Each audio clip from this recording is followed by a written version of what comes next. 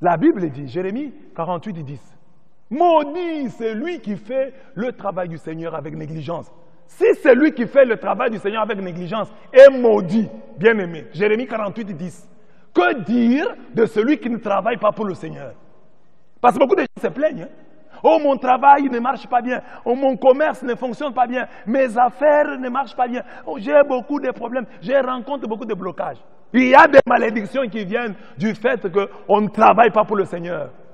Peut-être tes affaires sont bloquées parce que tu ne travailles pas pour le Seigneur. Quand tu dis au Seigneur, Seigneur, mes affaires sont bloquées, le Seigneur aussi te dit, les miennes aussi sont bloquées. C'est toi qui les as bloquées. Il y a des gens qui ne font rien pour le Seigneur, qui ne travaillent pas pour lui.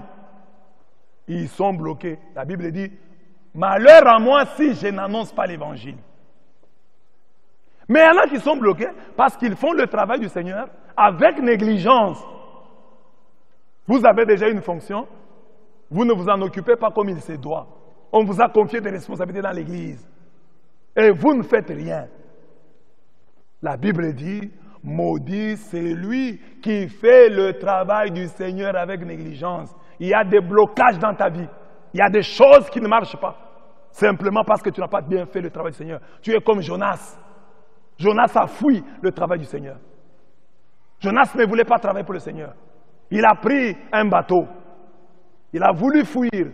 Il ne voulait pas aller à Ninive. Il a pris un bateau pour Tarsis. Et le Seigneur a provoqué une tempête sur la mer. Jonas a eu des problèmes. Mais aussi ses compagnons d'infortune. Jonas n'a pas seulement créé des problèmes pour lui-même, mais il a aussi créé des problèmes pour ceux qui étaient avec lui sur le navire. C'est ainsi que toi aussi, papa, toi aussi, maman, parce que tu négliges le travail du Seigneur, parce que tu fuis le travail du Seigneur, tu as créé cette tempête. Tu es à la base de cette tempête qui s'élève contre ta famille, qui s'élève contre ton entreprise, parce que tu as fui le travail du Seigneur. Pour que la tempête, le vent puisse cesser, il fallait jeter Jonas dans l'eau. On a jeté Jonas dans l'eau. Tu as abandonné le travail du Seigneur parce qu'on t'a découragé. Mais Jésus, lui, n'a pas volé. On l'a déshabillé.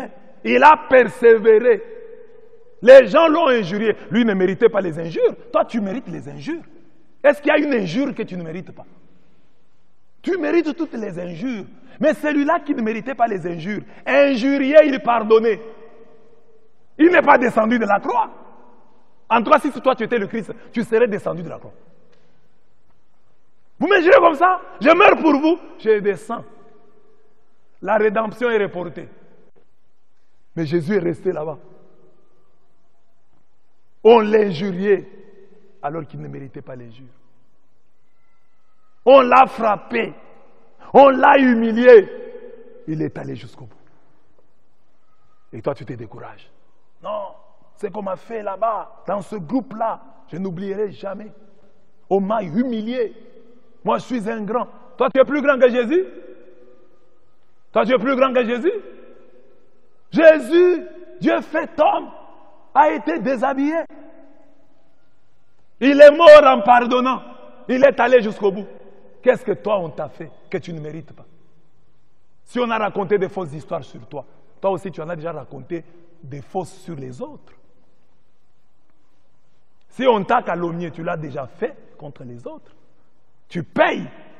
Tu es en train de payer tes calomnies passées. Jonas, beaucoup de chrétiens sont des Jonas. Ils rencontrent des malheurs dans leur vie. Et ils accusent les sorciers. Ils accusent leurs frères et sœurs.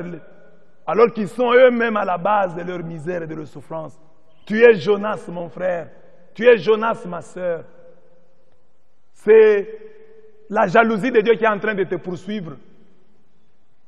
C'est Dieu qui veut que tu sois à son service. C'est Dieu qui te veut à son service. Maudit soit celui qui fait avec négligence le travail du Seigneur.